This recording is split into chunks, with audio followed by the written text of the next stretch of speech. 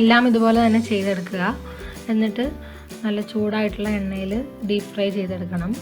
ഒരുപാട് നേരം ഫ്രൈ ചെയ്യേണ്ട ആവശ്യമില്ല, കാരണം അതിൻ്റെ ഉള്ളിൽ നന്നായിട്ട് കുക്കായിട്ടുണ്ട്. നമ്മൾ സ്റ്റീം ചെയ്തെടുത്താണ്, അവിടെ നല്ലതുപോലെ കുക്കായിട്ടുണ്ടാവും. നല്ലൊരു ഗോൾഡൻ കളർ ആകുമ്പോൾ അതിനെ എണ്ണയിൽ നിന്നും മാറ്റി ഒരു പേപ്പർ ടവലിലേക്ക് ഇട്ട് കൊടുക്കാം. നിങ്ങൾക്ക് റെസിപ്പി ഇഷ്ടമായെന്ന് വിചാരിക്കുന്നു. വീഡിയോ ലൈക്ക് ചെയ്യാൻ മറക്കരുത്, കമൻറ്റും ചെയ്യുക.